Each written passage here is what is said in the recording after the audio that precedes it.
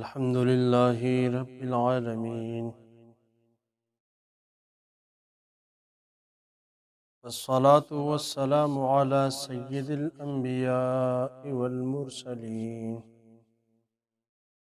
وعلى آله وأصحابه الكاملين الواصلين.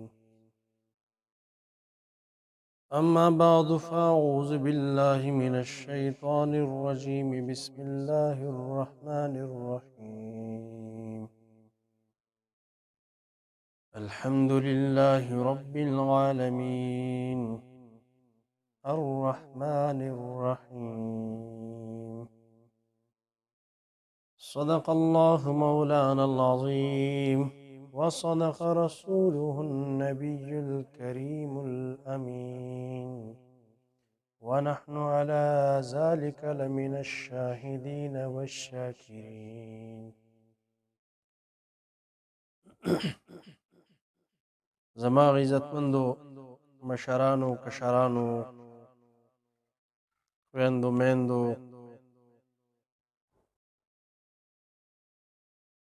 پرون د تسمیه شریفه د بسم الله الرحمن الرحیم څه قدر وضاحت چې کوم مفسرینو ذکر کړی و د هغې بیان وشو. نن د سورة فاتحې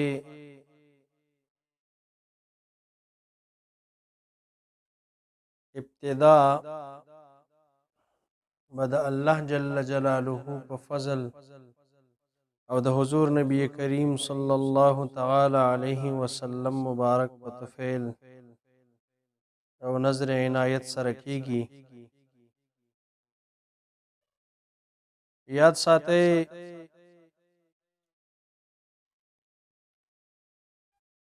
سورة فاتحه دا په هغه سورتونو کې داخل ده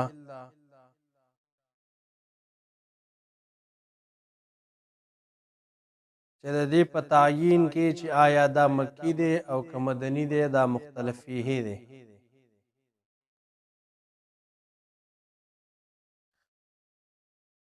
ځکه چې اکثر لا چې کم مفسرین دی هغوی دا ذکر کوي چې دا سورة فاتحه شریف دا مکی سورت دی،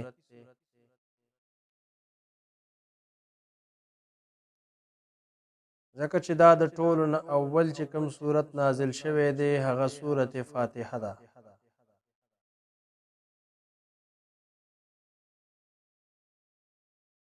او د هغې تایید د الله جل جلاله د دې قول نه هم کیږي چې الله جل جلاله فرمایي ولقد آتیناک سبعا من المثانی، د دې نه استدلال کړی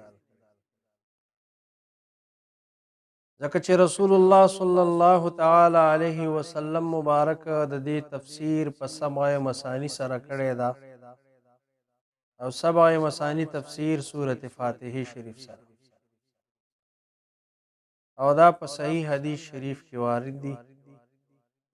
او سورة حجر دا بالاتفاق دا مکی صورت دی.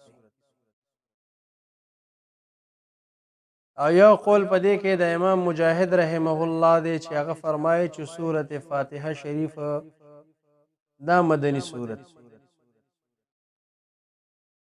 او بعضی علماء کرام دې طرف ته تللی دي چې سورة فاتحه شریف نزول دا دو ځل شوی دی، یو ځل مکې مکرمه کې او دویم ځل مدینه منوره کې. او دی دلیل دار چې دا تکرار د نزول دار دی صورت په عظمت او بزرګۍ کې مبالغه مقصود. او په دې صورت یو څلورم قول هم شته چې د دې صورت نزول دا نصف دو ځل شوی دی. اول چې کم نصف صورت دی دا په مکه مکرمه کې نازل شوی، او چې کم نصف اخیر دی دا په مدینه منوره کې شوی. او دا قول هم ابو اللیث سمرقندی رحمه الله مبارک خپل تفسیر کې ذکر کړی. او دا قول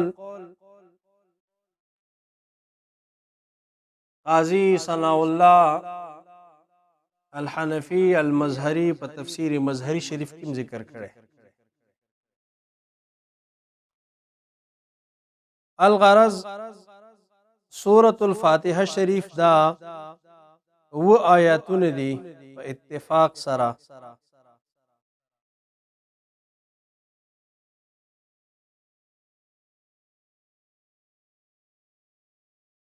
او اوشت کلمې دي په دې کې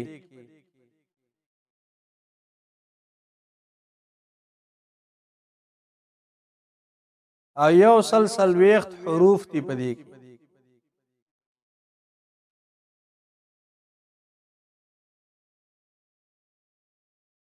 او څنګه چې تاسو د دې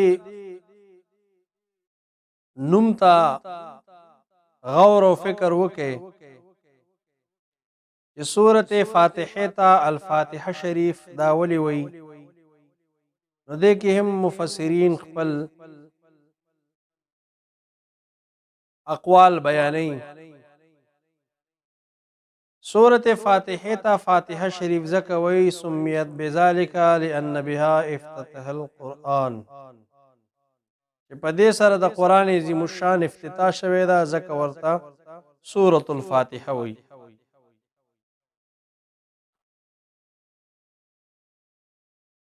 او د دې په ذریعه سره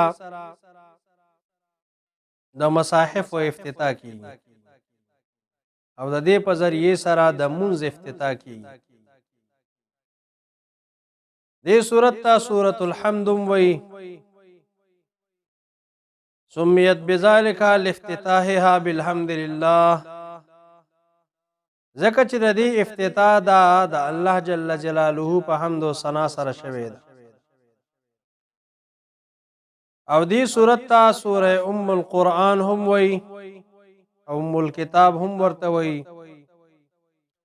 سمیت بذلك لأنها اصل القرآن وام كل شيء اصله.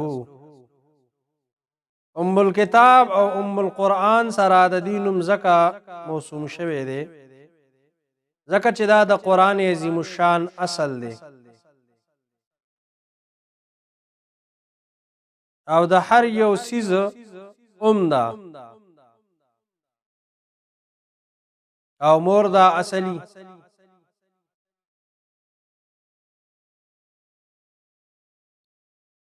سالورم نمبر قول پکې دا دی چې دا سبع المثانی ده. سبع المثانی ذکا سمیت بذلك لأنها تصنى في الصلاة، دو کلت دا په منځ کې لوستلی شي او په هر یو رکعت کې دا لوستلی شي ځکه ورته مثانی وی. یا دا قول دی چې لأن الله تعالی استثناها لهذه الامه وادخرها لهم لم ينزلها على غيرهم، چې الله جل جلاله د دې صورت استثناء کړی دا د دې امت لپاره خاص کړی دا او د دې امت لپاره دا ساتلې دا او دا چې صورت الله جل جلاله په تیرو امتونو باندې نه نازل کړي.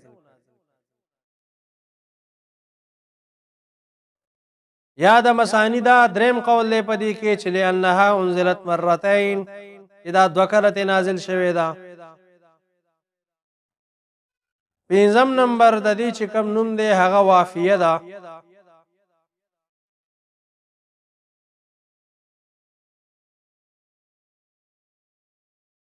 وافیه ورته ځکه وایي چې دا په منځ کې د فصل د پاره ذکر کیږي د صورت نه. شپږم نمبر قول هغه کافیه ده.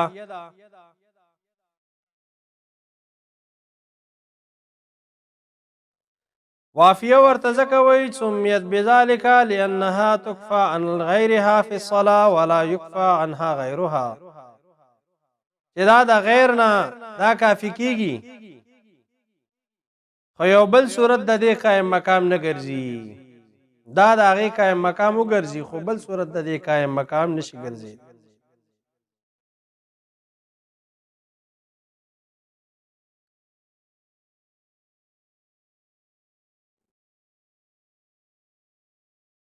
او د سورت فاتحه شریفه چې کم فضیلت ته هغه دا دی چې سیدنا ابو سعید ابن المعلا رضی الله تعالی عنه فرمایي چې قال كنت اصلي في المسجد فدعاني رسول الله صلى الله عليه وسلم فلم اجبه چې ما منځ کو په جماعت کې او زه رسول الله صلی الله علیه وسلم زرا وبللم خو زرا نغلم ثم اتيته فقلت يا رسول الله الا اني كنت اصلي يا رسول الله ما منځ کو زکه زرا نغلم نو حضور نبی کریم صلی الله علیه وسلم راته فرمایل الم یقل الله استجیبوا لله وللرسول اذا دعاكم ایتا دا الله جل جلاله دا قول نه دی اوریدلی چې تاسو دا الله او د رسول چې کله هغه تاسو راو غواړئ تاسو دا غي اجابت کوي راشه ورلا بیا وی رسول الله صلی الله علیه وسلم ما تو فرمایل لو علمنک سوره هي اعظم السور فی القران جذب خامخاتات یو داس سورت خیمه چې هغه پټول سورتونو د قران کې عظیم دی قبل ان تخرج من المسجد مخکد دین ته چې جمعات نوزي بیا زما لاس ونیو شکر اراده وک ان یخرج چې هغه جمعات نوزي قلت له یا رسول الله ومرت یا رسول الله الم تقل لو علمنك سوره هي اعظم السور في القران یا رسول الله تاسو خو فرمایلی او چې زبردرته یو غټ عظیم سورت خیمه نبی حضور نبی کریم صلی الله علیه وسلم راته فرمایل الحمد لله رب العالمين هي السبع المثاني والقران العظيم الذي اوتيته دا سورت فاتحه شریف تا سبع المثانی دا قرآن عظیم دی چې کوم ما ته راکړی شوی دی دا روایت امام مالک رحمه الله په خپل کتاب موطا شریف کې ذکر کړی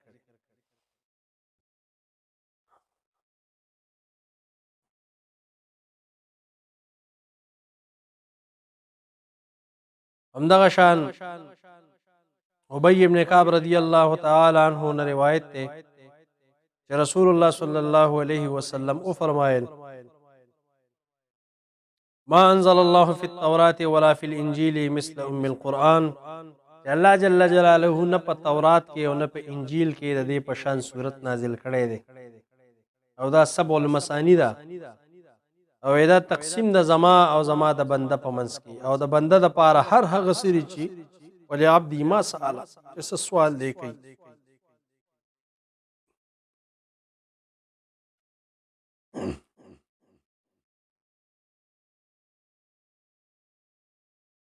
دا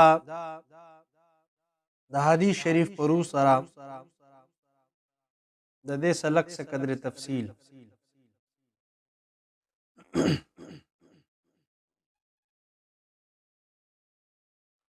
او یو حدیث شریف کې راځي چې جبرئیل امین علیه السلام حضور نبی کریم صلی الله تعالی علیه وسلم مبارک ته فرمایل یا محمد كنت اخشى العذاب على امتك یا رسول الله زه خو ستا په امت باندې د عذاب نه ډیر زیات یریدم چې دا به اسنه الله جل جلاله ورله عذاب ورکړي فلما نزلت فاتحه الكتاب امن الله يعذبهم الله چې کله سورت فاتحه شریف الله جل جلاله تاسو را درکړه نعمت امن حاصل شو چې الله جل جلاله به دې قوم او دې امت له عذاب ورنکي حضور نبی کریم صلی الله تعالی علیه وسلم مبارک راته فرمایل لما یا جبريل ولی جبريل امین علیک السلام هغه فرمایل ان الله تعالی وعدها للمذنبین ځکه چې الله جل جلاله وعده کړی دا دی ګناهګارانو سره وان جهنم لموعدهم اجمعین چې دا جهنم د دې د وعدې ځای دی د ټولو د پاره او د دې جهنم او دروازې دی لها سبعه ابواب و دروازې د جهنم دي و آیاتها سبع او د دې سورته فاتحه شریف چې کوم آیاتونه دي هغه هم ودي من قرأها صارت كل آية طببا أو حجابا على باب جهنم فتمر أمتك سالمين تفسیر حنفی یا رسول الله کم یو مومن مند چې استاد امت دا سورته فاتحه شریف تلاوت کوي نو د او دغه جهنم په منځ کې به یو حجاب او پرده حایل شي او ستا امت په سالم په دې لار باندې تیر شي د دې دومره لوی فضیلت همدا وجه چې حدیث شریف کې راځي چې قیصر د روم چې کوم بادشاہ عمر ابن الخطاب رضی الله تعالی عنہ مبارک ته یو خط ولېږه او هغه خط کې دا ولېږه چې مونږ خو په انجیل کې دا خبره ومندله چې څوک داسې یو صورت هغه تلاوت کی چې هغه د اوو ټکو نه خالی وي اوو حروف په دې صورت کې نه وي نو دا هغه د پاره جنت دی او هغه اوو حروف هغه داري یو ساده یو جیم دی یو خاده او زاده شین دی ضاده فاده دا اوو حروف فقط طلبناها في الانجيل بمنګه دا طلب کو په انجیل کې فلم نجدها بمنګ پټول انجیل کې دا صورت پیدا نه دا یو صورت چې هغه کې دا اوو حروف دا نه وی ذکر فانظروا هل تجدونه في كتابكم عمر بن الخطاب رضی الله تعالی عنہ تا عرض کوي چې تاسو یو ګورئ چې تاسو خپل کتاب کې داسې صورت مونږ داسې یو صورت تاسو په دې کتاب کې شته چې هغه کې دا او حروف نوي ذکر او دا هغه په قرات باندې جنت ملاويږي سیدنا عمر بن الخطاب رضی الله تعالی عنہ مبارک چې کله دا قرات او دا خط ولستو نو خپل د حضور نبی کریم صلی الله علیه وسلم صحابه کرام خبر کړ سیدنا ابی ابن کعب رضی الله تعالی عنہ ورته فرمایل چې یا امیر المؤمنین ان الفاتحه خالیه عن هذه الحروف چې امیر المؤمنین رضی الله تعالی عنک سورته فاتحه شریف دار دی او حروف نه خالدا هغه سورت په قران عظیم الشان کې هغه سورته فاتحه ده الله اکبر لوی فضیلت سیدنا عمر فاروق رضی الله تعالی عنہ مبارک ورته خط ولیکو د روم دی بادشاہ قیصر تا چې کله هغه ته دا خط ورسېدو اسلم و مات علی الاسلام شیخزاده هغه اسلام قبول کو په اسلام باندې هغه ته مرګ نصیب شو ځکه هغه عیسائی و چې کله ورته دا خبر ورسېدو نو هغه اسلام قبول کو د دې صرف د دې خبرې تصدیق باندې چې هغه صورت هغه قران عظیم الشان کې شتا نو پته ولګېده چې جمله سماوي چې کوم کتابونه دي هغه کې تایید د قران عظیم الشان دی دا قران عظیم الشان دا د ټولو چې کوم صحائف کوم کتابونو سماوي داغه جامع دی داغي علوم په دې کې موجود دي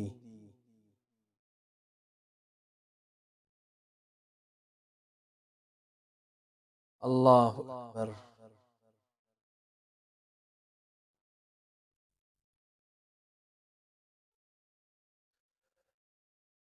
نو دا د سورته فاتحه شریفه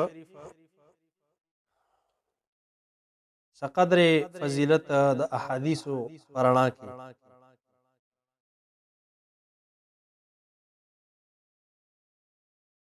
دا خبره یاد ساتئ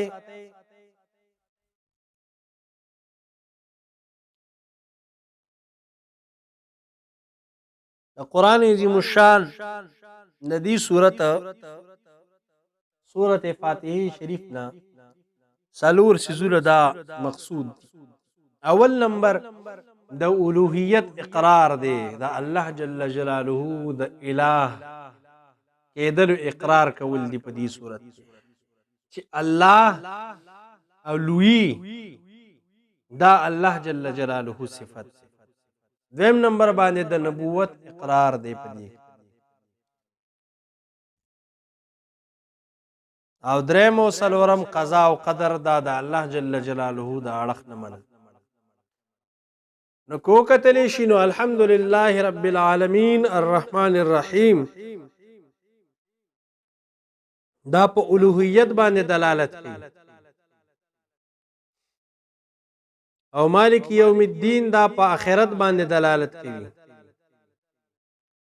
او ایاک نعبد و ایاک نستعین دا د جبر او قدر نفي کوي. او قضاء الهی دا ثابتوي چې هر څه چې کیږي د قضاء الهی په باب. او سبع مثانی دی صورت ته چې ویلې شي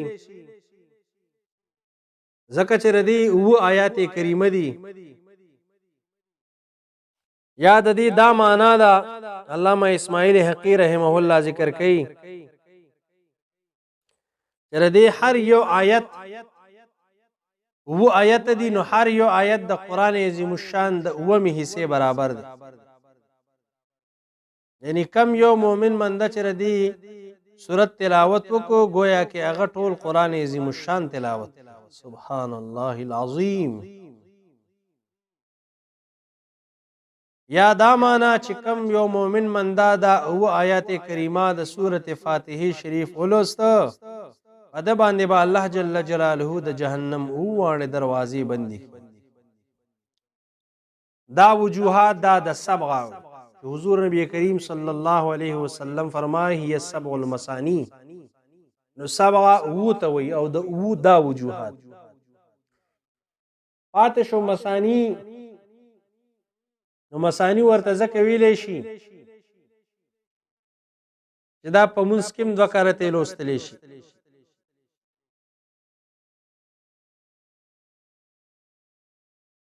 یا د مثانی نه دا مراد ده چې سورت فاتحه دا په هر رکعت کې یا حقیقتا یا حکمن دا دویم سورت. یا دا معنا چې ردی نزول دوه کرته شوی. اول ځل مکه مکرمه کې، دویم ځل په مدینه طیبه کې. او دو سورت فاتحه شریف ته سوره کنز هم وایي ځکه حدیث شریف کې راځي چې سورت فاتحه دا زما د عرش نه لاندې چې کومې خزانې دي د هغې خزانو نه یو لوی عظیمه خزانه ده. الله اکبر.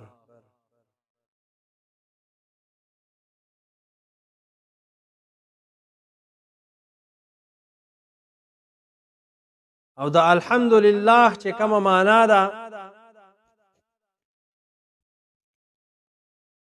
د هغې دا معنا شوه چې کله دا الحمدو کې الف لام دا د احد د پاره وګرځي چې کامل حمد دا هغه دی چې کوم الله جل جلاله خپل حمد کړی دی.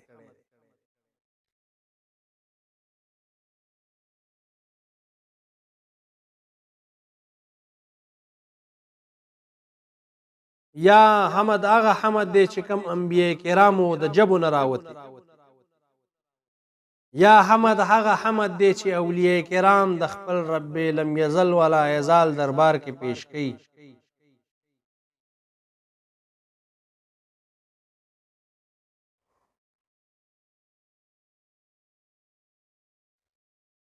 ځکه چې و ان من شیء الا یسبح بحمده، په کائنات کې هر یو سیز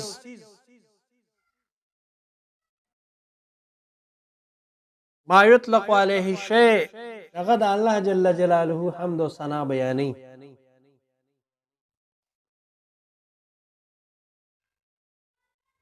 او د صوفیه کرامو په نسبت باندې حمد دا د محمود د کمال د ظهور نوم دی. یعنی حمد چې حامد کوي دا د چا کوي؟ دا دغه محمود کوي، د هغې د کمال اظهار کوي په دې سره. او دا الله جل جلاله چې کم کمالات دي دا د هغه صفات افعال او د هغه آثار دي. ځکه خو شیخ داود قیصری رحمه الله فرمایي چې دا حمد دا په درې قسمه دی، یو قولی دی، یو فعلی دی او یو حالی دی. حمد قولی او په جبه باندې دا الله جل جلاله چې کم حمد او ثنا کیږي هغه ده.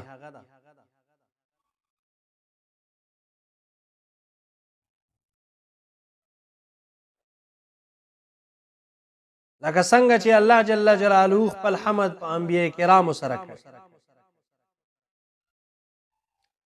او حمد فعلی دا هغه حمد دی چې هغه اعمال بدنیو سره کیدلی شي. یو بنده دی هغه خپل جسم خپل وجود داسې اعمالو کې ورصرف کوي چې هغې سره د الله جل جلاله تابعداري کیږي، نو دا هم حمد دی، دې ته فعلي حمد. خو دا عبادات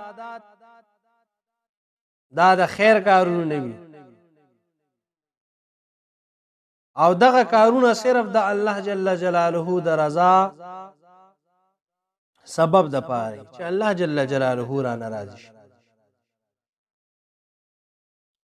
لکه چې په هر انسان باندې د الله جل جلاله حمد بیانول، صفت کول په جبه باندې دا لازم دي.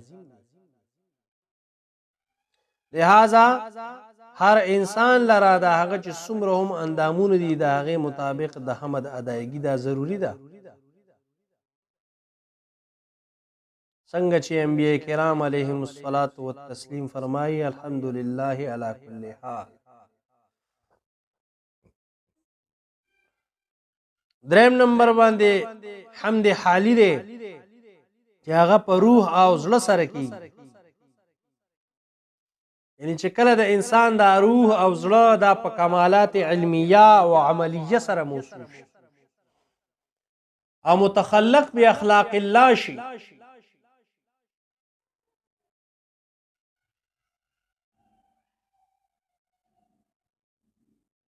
ځکه چې انبیاء کرامو دا فرمان دی تخلقوا باخلاق الله ولا تفکروا فی ذات الله، چې تاسو د الله جل جلاله چې کوم اخلاق دي چې الله جل جلاله رحیم دی، کریم دی، سخی دی، جواد دی، دغه صفات سره خپل ځان متخلق کړي، مزین کې، او د الله جل جلاله په ذات کې تفکر او سوچ مکوئ.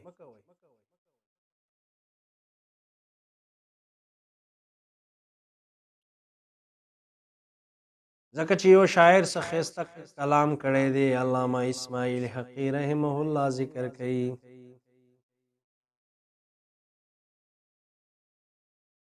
او د دې نه وړاندې په دې خبره باندې ځان پوه کړي چې دا حمد حالي دا هغه تجلیات دي چې دا د الله جل جلاله په ذات کې په طریقې د فیض اقدس باندې دا موجود دي. د دې نه دا معلومیږي چې حامد هم الله دی، محمود هم الله دی، اجمالا او تفصیلا دواړه.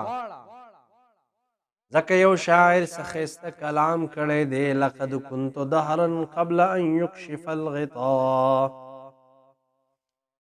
اخالك اني ذاكر لك شاكر فلما اضاء الليل اصبحت شاهدا بأنك مذكور وذكر وذاكر.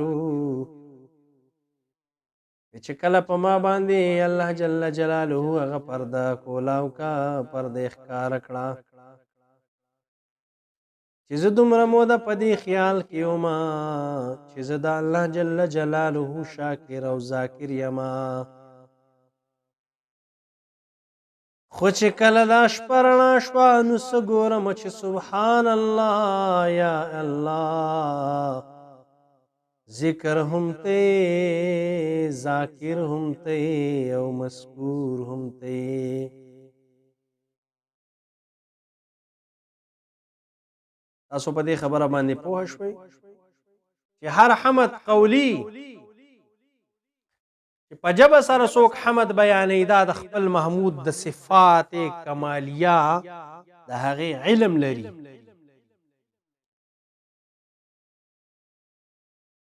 چې الله جل جلاله په دې صفاتو سره متصف دی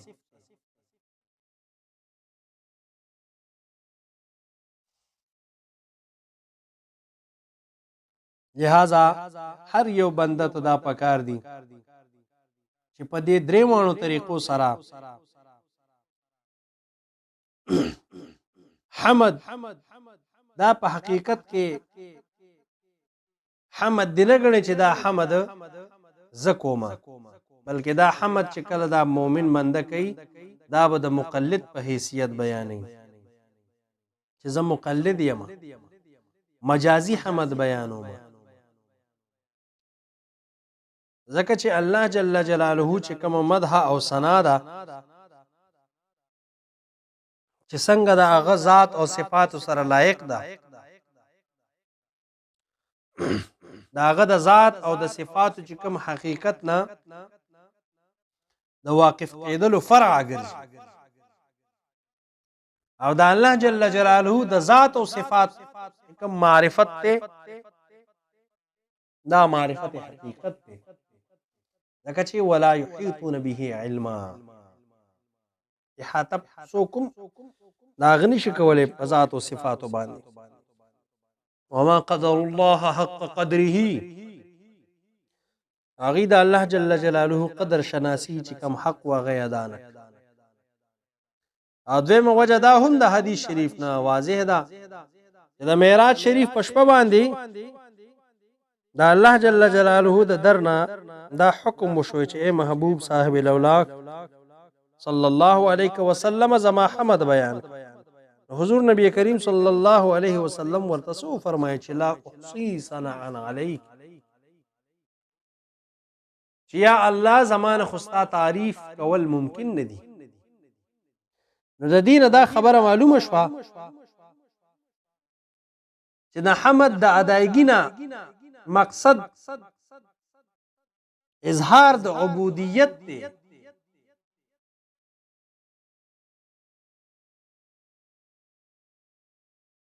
تعمیل دی د فرمان چې الله جل جلاله فرمایي چې زما حمد وکا حمد کول او کم مومن منده چې کوي صرف باغه تعمیل د فرمان کوي دا الله جل جلاله ځکه چې حضور نبی کریم صلی الله علیه وسلم لا احصي ثناء علیک نفس سو فرمایل انت کما اثنیت علی نفسک یا الله څنګه چې تا د خپل ځان صفت او ثنا کړې ده د دې نه دا خبره ثابت شوه چې د حمد نه مراد دلته کې تقلیدي حمد دی نو موږ ته هم د تقلیدي حمد حکم دی ځکه چې حمد هم الله دی حامد هم الله دی او محمود هم الله دی تعویلات النجمیه کې دا تفسیر صوفیانه موجود دی ځکه چې الله فرمان دی وقل الحمد لله وقال فاتقوا الله ما استطعتم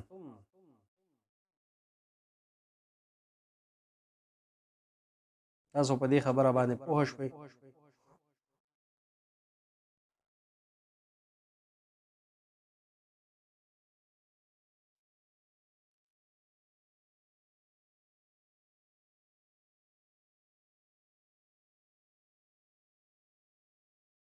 او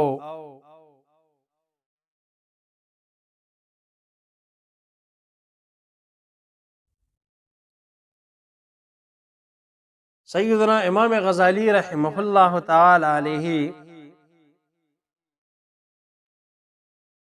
ومنهاج العابدین شریف کې دا ذکر کړي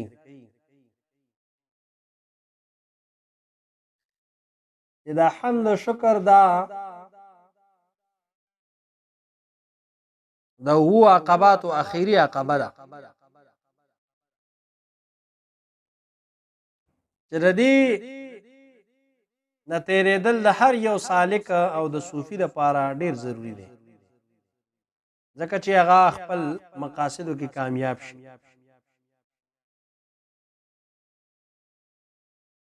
دا ټول نه اول پکې دا یو امر دی چې د هغې په سبب دا بنده د دې سلوک په لاره باندې روان شي او متحرک،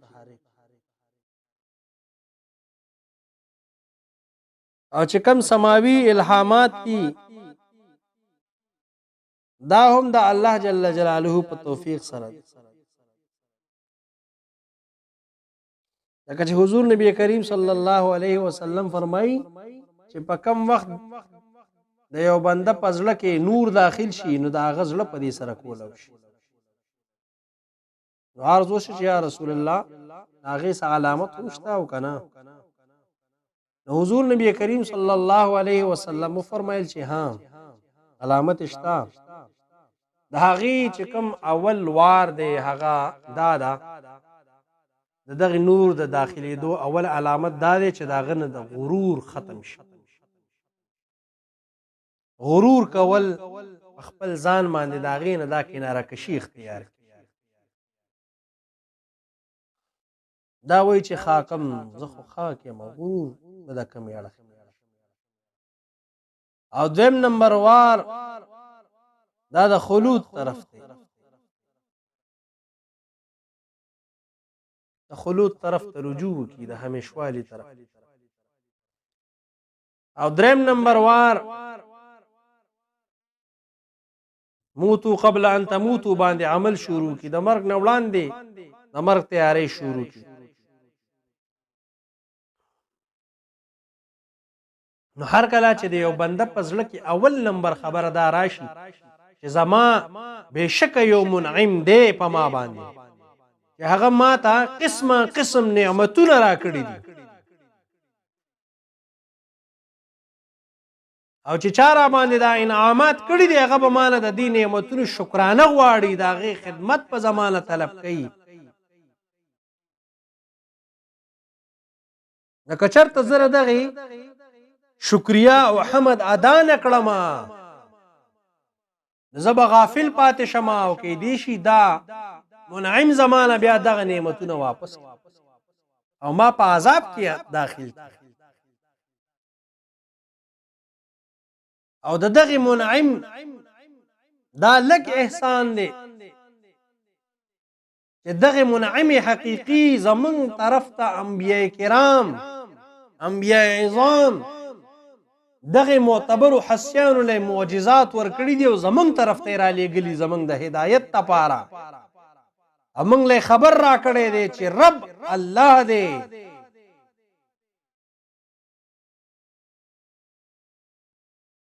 چې هغه په دې باندې قادر دی چې هغه فرما بردار لا ثواب په بدله کې جنت ورکړي او مجرم له سزا ورکړي.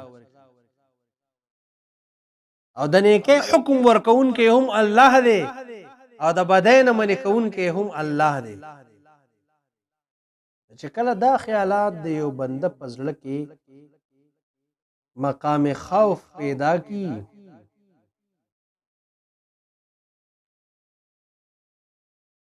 چې کله مقام خوف په دې مؤمن زړه کې پیدا شي بیا هیڅ یو لاره هم نه پاتې کیږي په ځای د دې نه چې هغه د خپل منعم چې کوم صنعتکاري ده دا کائنات دا وجود دی دا وګوري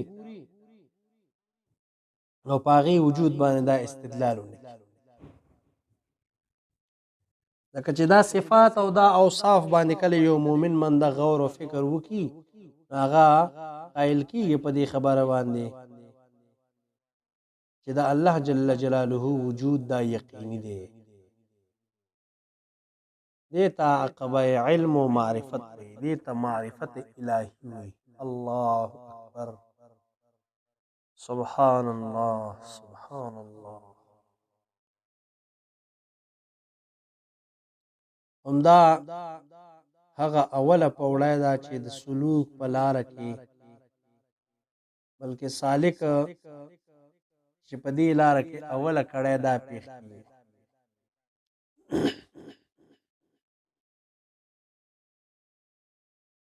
او د دې په سبب دې سالک ته د علم حصول او د علماء آخرت نه د سوال کولو توفیق نصیب شي. چې کله دې بنده ته د خپل رب د وجود یقین وشي چې الله جل جلاله شتا، نو د عبادت لپاره د دغه بنده د معرفت حصول را برانګښته کی، را اوچتی کی. ولیکن دغه بنده د عبادت د طریقې نه لا علم وي.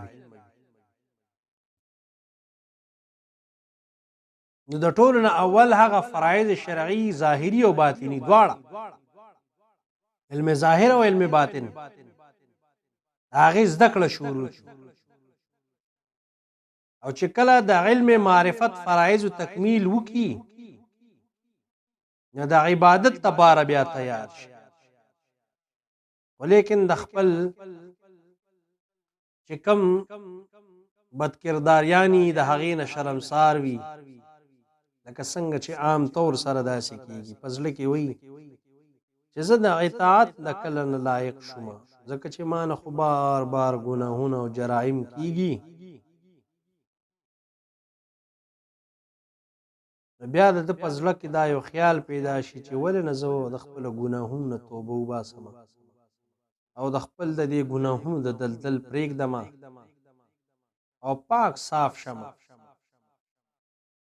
دا به هغه عقبه ده چې د سلوک په دې لاره کې د تک په وخت کې یو مؤمن بنده ته راپېښېږي، چې کله دې سالک ته رښتینې توبه نصیب شي، نو څه ګوري چې د خپل څلور واړو طرف نه داسې څه عوایق د نه ګیر چاپېره وي چې هغه د عبادت نه د لپاره معنی وي. نو غور سره که وکتلی شي، هغه څیزونه دا دي، هغه عوایق، هغه حایل کېدونکي څیزونه څلور هغه دا دي. یو، اول نمبر باندې دنیا وي، دویم نمبر باندې خلق خدا چې کوم مخلوق دی انسانان، دریم نمبر باندې شیطان ولاړ دی، او څلورم نمبر باندې نفس. دې ته عقبه یا عوایق ویل کېږي. امام غزالی رحمه الله فرمایي. او د دې څلورو څیزونو سره د مقابلې دپاره د څلورو څیزونو ضرورت دی. اول نمبر باندې د دنیا نه کناره کشي وکړي او د مخلوق خدا نه به علیحدګي اختیارې، ځان لوالی به کړي، ځکه اولیاء الله چې څومره هم دي هغې د مخلوق خدا نه ځان لوالی اختیارې. او دریم نمبر باندې نفس سره به جنګ او جدال کې، نفس چې د څه غواړي د هغې نه به کناره کشي کې. څلورم نمبر باندې شیطان سره به جنګ کې. د دې ټولو امورو ته که وکتلی شي، نفس سره چې کم جنگ دی دا ډیر ګران، ځکه چې د دې نه ځان لوالی هم ډیر مشکل دی. او داسې هم نشي کولی چې په یو ځای باندې سخت عمل ور سره وکړي او خپل ځان له تابع کړي، لکه څنګه چې شیطان تابع کول ګران دي، ځکه چې دا شیطان خو د هر یو برایې جرړه ده، هر وخت ولاړی نیغ بدکارې ته. او د الله جل جلاله په اطاعت باندې هم د هغې موافقت کول ګران دي، ځکه چې خو د بدۍ لاره ښایي، د نیکۍ لاره باندې به څنګه رواني.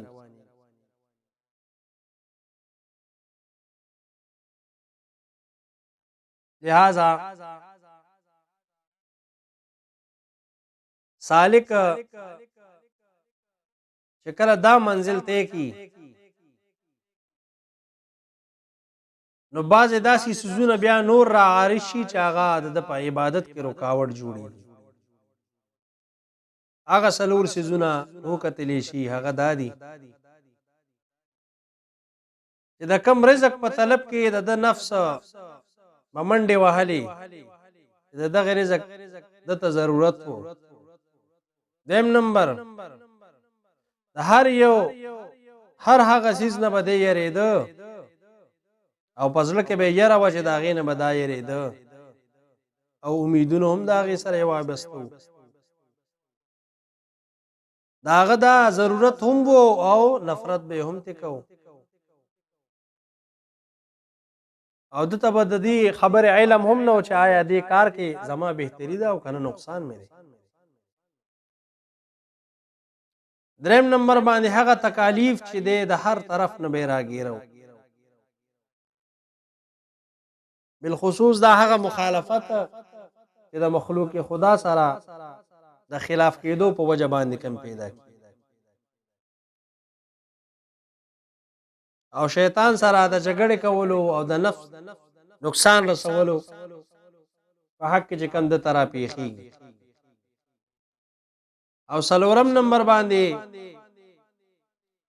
د الله جل جلاله د قضاء الهی مختلف امتحانات دیتا عقبه عوارض ویل کیږي چې کله دې منزل ته سالک راورسیږي نو د دې سلور سيزونو د پاره د سلور نور سيزونو ضرورت کوي.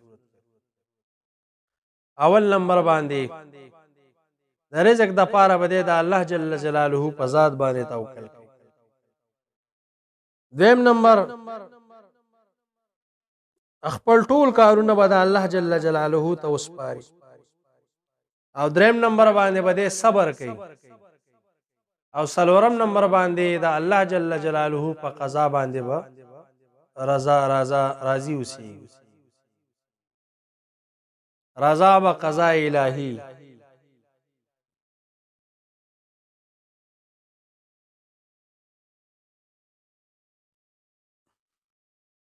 چې کله یو مؤمن بندا دا منزل هم ته کی نو بیا چې د خپل لفظ جایزه واخلي نو خپل لفظ ډیر زیات سست مومي، نه په عبادت کې زړه لګي او نه ورته خوشحالي میلاویږي بلکې نورم غفلت په تاریخي او دوکبازه او د گمراهۍ طرف ته مخ ګرځي. د اسراف او د فضول خرچه خوګروي د لپاره بیا د یو راهنما ضرورت. راهنما دغه راهنما چې دته د الله جل جلاله د اطاعت د غلار راهنمایي وکړي د ګناهونو نه دی بچ. دا راهنما دغه وخت کې خوف او رجا ده. د الله جل جلاله نه به يرم کوي او امید به هم ساتي.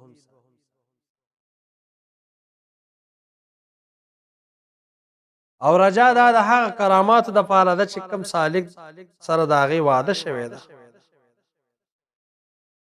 او خوف د هغه تکالیف د پاره چې د هغه عقوبات او چې کم اهانات دي چې پاغه سره ده زور ولې شوی. دې منزل ته بواعث ویل کی یا قبای بواعث دا هم سالک دعوت کوي.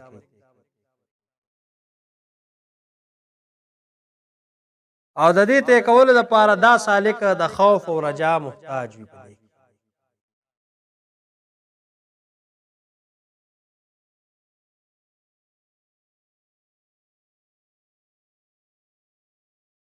نکو کتلی شي چې کله دا سالک د دین فارغ شي نو بیا دی سالک ته په عبادت کې سر رکاوټ نه پیخیږي نه سکار بلکې دا عبادت چې کوم موجب دی ورته حاصل شي. بیا کده عبادت کوي نو ډیر په شوق سره وي ولیکن چې لک سوچ ورته وکړي شي نو دول غټ غټ آفتونه دا اوس هم پاتې دي. د پاره چې دا غینوم ریا او عجب دی، خودبینی، ریاکاری او عجب. هم چوما ډنګرې نس زما په شان خو نشته څنګه عبادت چې زکوما څنګه مقام او مرتبه چې زما دې داسې خصوص بل څوک نشته دې ته عجب ویلې کیږي. اگر چې عبادت کې خو زړه لګي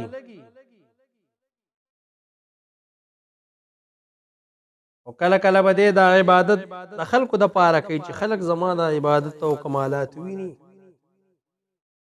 کله به خپل عبادت ډیر عظیم الشان ګڼي، مکرم به ګڼي خپل ځان د نورو نه. دیتا عقبه قوادح ویل کیږي. دې منزل نو د دې قدح د قطع د پاره بده س اصول فالو کوي. دی به اخلاص او د الله جل جلاله احسانات په دا مد نظر ساتي.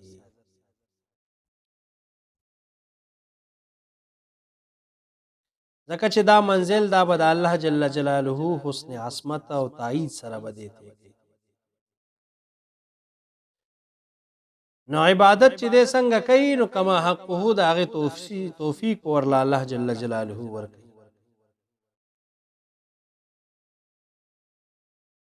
او په دې حال کې دې بخپل ځان د الله جل جلاله په نعمتونو دې دریاب کې خپل ځان به ډوب غني او داغه نه به د یری په عالم کې د عبادت کوي. او دا به غني چې اسنه زما د عبادت په وجه باندې د الله جل جلاله د شکر په ادایګي کې غفلت رانه ونشي، او اسنه چې د نعمت نه انکار ونشي او دی مقام ته چې زرا رسیدلم د دین ونه غورځيږم. لہذا دې به حمد او شکر لازم ونیسي او دا قبا او دا منزل دا د حمد او شکر دی. الله اکبر. چې دا سالک په داتوي کی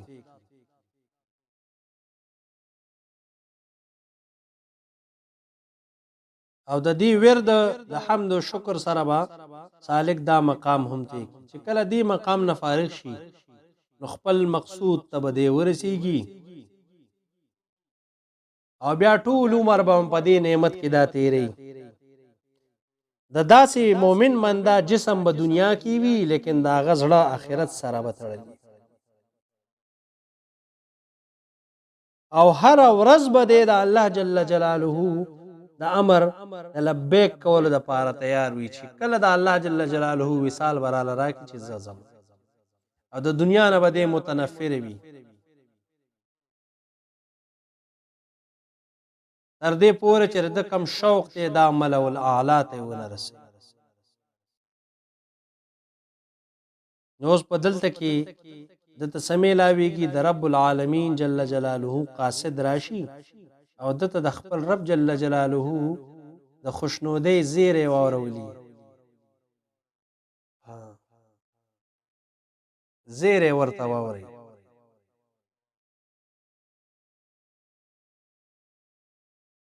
او زیری کې ورته سوی. الله اکبر. يبشره بالرضوان من عند رب غير بغير غضبان فينقلونه في طيبة النفس وتمام البشر والأنس من هذه الدنيا الفانية إلى الحضرة الإلهية ومستقر رياض الجنة فيرى لنفسه الفقير نعيما وملكا عظيما. الله أكبر. بیا ورته الله جل جلاله دا د خوشحالۍ او پیغام واوري چې اے سالکا ستا رب ستا ناراضي شو ستا باندې خپه نه دی.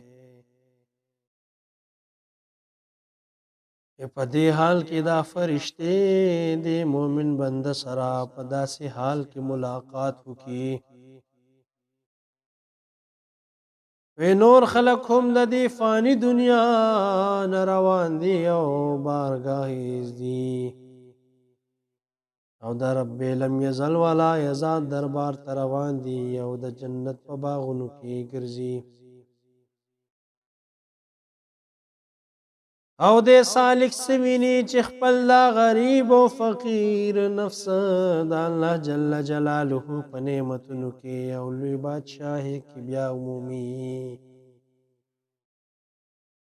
اللهم اجعلنا منهم زکه خو سیدنا شیخ سعدی شیرازی قدس سره فرمائی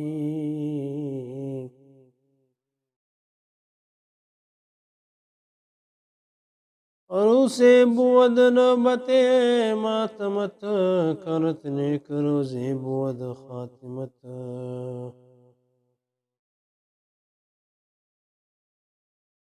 وی هغه بستا د پاره د ژوند اخیری سا د دریاب یو موج بی چې ستا خاتمه په ایمان باندې وشي ځکه خو امیر خسرو رحمت الله علیه د خپل وصال په وخت کې دا فرمایلی و زون یامی زدنیامی رود خسرو بزیر لب ہمی کو دلم گرفت از غربت تمنای وطن دارما وی پا وقت د زن کدن امیر خسرو رو رو دا کلام کئی او د دنیا نیڑ را ڈکتے وی وسخو می دازلا د خپل وطن ارمان کئی دا هغه کاملان دی دا هغه اولیاء کرام دی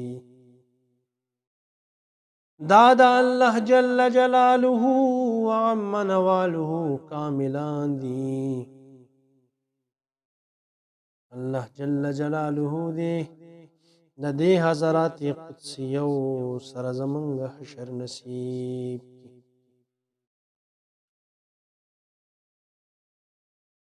رب العالمین دا رب العالمین چې کوم ربط دی محمد د اسم ذاتی په مقابله کې دراوستلو دلته کې دا تنبیه فرمایلا چې دا ټول چې څومره هم محامد دي دا غي بذات چې مستحق دی نو هغه الله دی نو دا هغه نه پس بیا صفاتی اسماء وروړو چې د دواړو استحقاق دا یوځای شي یعنی رب العالمین د دې خبره برهان دی چې څومره هم محامد دي که ذاتی دي او که صفاتی دي دنیوي دي او که اخروی دي دا هغه مستحق علی الاطلاق هغه رب العالمین دی الله دی الله الله الله دی د دې مستحق رب په معنا د تربیه دی تربیت او د عالمین په حق کې د رب العالمین دا تربیت ته چې داغي تربیت په غذاګانو سره کوي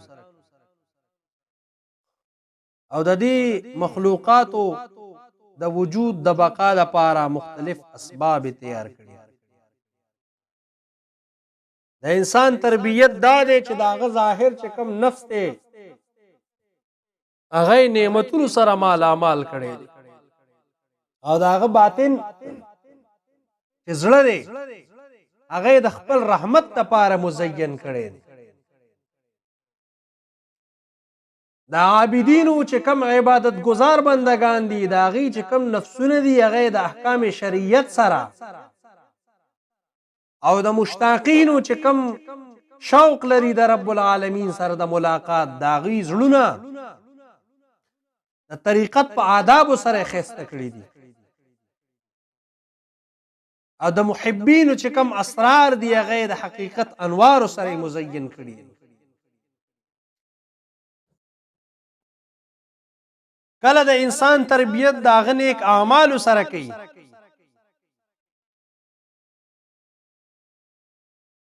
او کله د فیض دا انوار دا اعضاو ته رسي. د رب العالمین ډیر لوی شان دی چې رب العالمین دی اډوکو ته د اوریدو او دی چربی ته د لیدو او دی غوخه ته د ویلو توفیق ورکړي. الله اکبر الله اکبر سبحان الله کثیرا سبحان الله کثیرا. کله د انسان په نباتاتو سره میوجات او غذاګانو سره تربیت کوي او کله د حیواناتو غوخو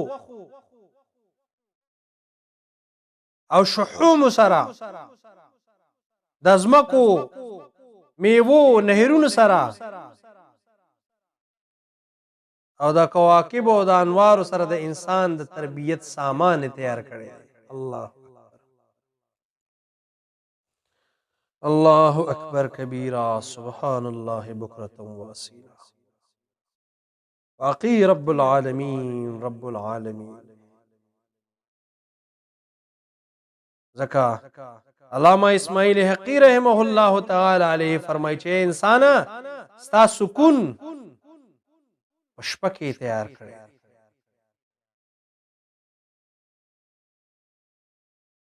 او چې کوم موزي سوزونه دي د هغې حرکات د شپې چې کم ګرځي هغه یې منې کړي دي ستان او د خپل فضل بنا باندې د ورځې په شان نعمت سره یې ته سرفراز کړی. اے مغرور انسانا هغه خو صمد ذات دی بے پروا دی هغه څنګه ستا تربیت کوي. د دې نه دا خبره معلومه شوه چې دا الله جل جلاله ستا نه علاوه څوک عبد نشته ولیکن ته دا الله جل جلاله د عبادت نه ګریزان عبادت نه کې د الله تابعداري او فرمانبرداري نه کې. کتا ته د دې عبادت مکمل اویږي نو ستا نظر په غیر باندې انعامات کی خدای مال دا راکې دا راکې دا الله جل جلاله عبادت په دې نیت باندې نه کې چې آیا دا عبادت زه د رب العالمین ذکر کوم چې اے الله ته د عبادت لایق خالق زمونږه منګه ستا مخلوقات یو ستا په منګ باندې حق دی. الله اکبر. مونږ خو ته غیر څیزونه غواړو. زما ګاډی نشته زما کور نشته زما دا نشته زما دا نشته ستا نظر خو په غیر باندې ته خو د الله نه د هغه رضا نه غواړې. الله اکبر. که چېرته د الله رضا دې وغوښته دا دنیا او ما فیها دا هر څه دا جنت الله جل جلاله ستا دپاره جوړ کړی دی.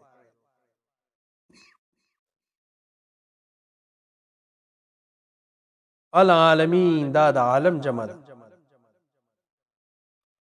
سیدنا وهب بن منبه رحمه الله فرمایي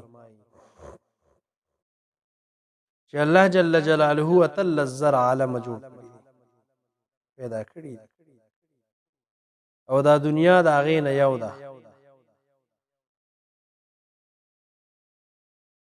او د دې دنیا چې کومه آبادي ده دا د هغه اتل الزرع چې کوم عالم دي د هغې د ویرانې په مقابله کې چې کومه ورانه ده دومره مقدار دی لکه په یو ځنګل کې چې یو خیمه تړلي.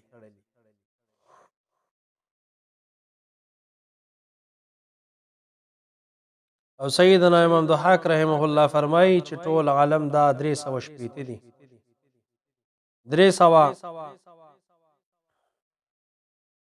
اخپبل خپې دي او د هغې جسمونه لغړ دي او هغه داسې دي چې هغې ته د خپل خالق هم علم نشته. دغه خلک به د جهنم ایندھني خشاک پوی د جهنم او باقی شپېته هغه دي چې هغه جامې اچوي او سیدنا ذوالقرنین علیه السلام هغوی سره ملاقات شوی او هغوی سره یې کلام وکړ.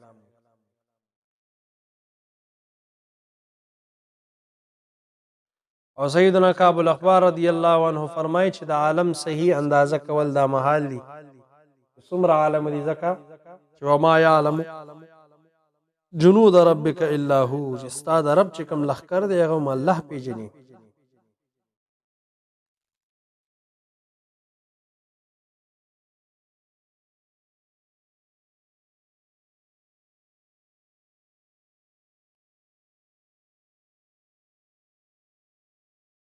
سیدنا ابو هريره رضی الله تعالی عنہ فرمایي چې الله جل جلاله اولا مخلوق دا په څلور قسمه جوړ کړی. اولا مخلوق الله جل جلاله په څلور قسمه پیدا کړی.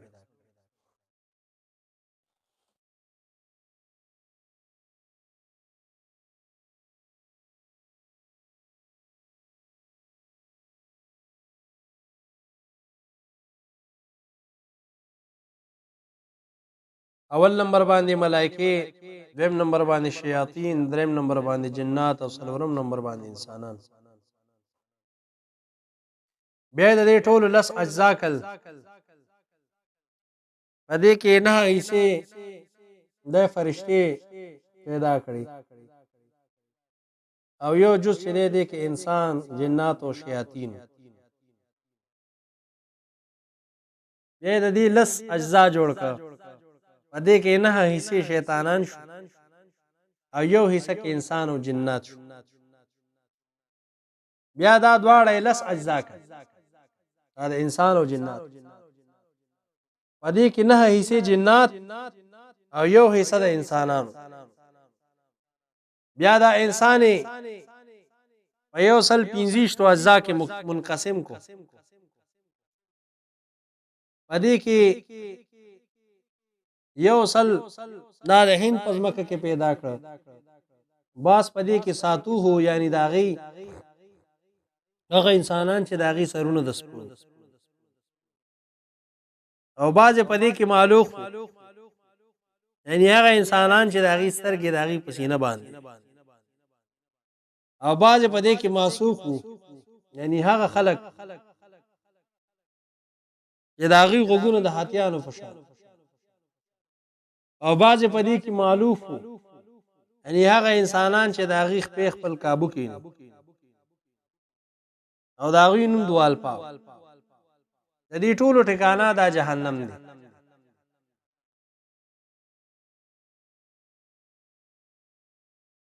او د دې 25 تنه چې کم 12000 دا په روم پزمکه کې ولې هغه کې نسوریا، ملکانیا، اسرائیلیا په نوم باندې موسوم.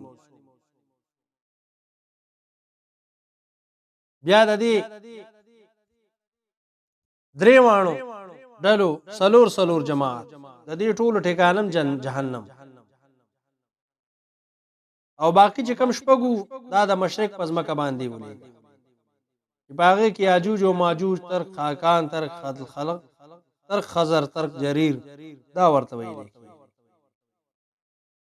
او باقی چې کم شپږو دا د مغرب پزمکه ولې جوزن، زد، حبشان او بابربر او مشرکینو په نوم سره دا موسوم. ولدي ټول ټکانم جهنم دی.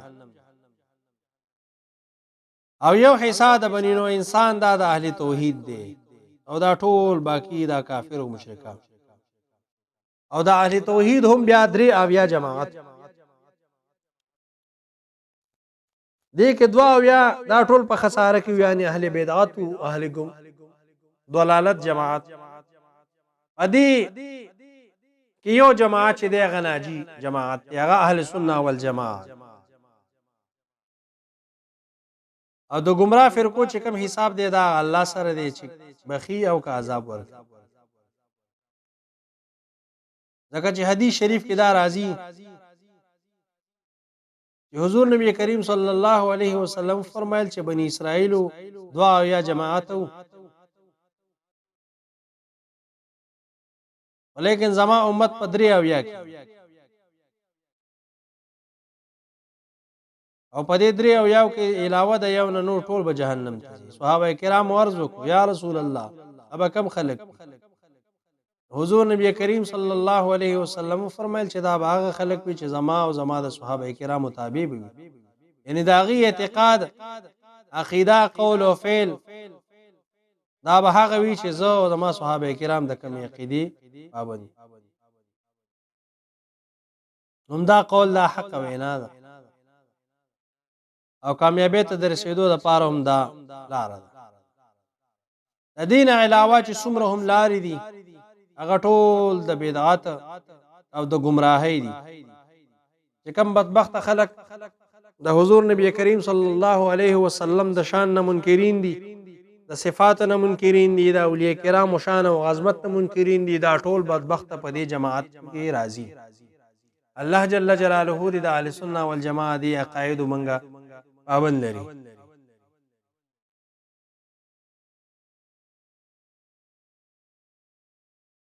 سبا به ان شاء الله العزیز د دین وړاندې د خیر مزل کو.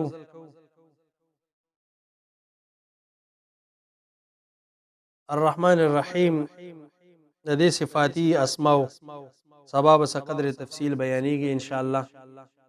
د نن دپاره هم دومره کافي دی. الله جل جلاله دې په دې باندې موږ له د عمل کولو توفیق راکړي. واخر دعوانا الحمد لله رب العالمین.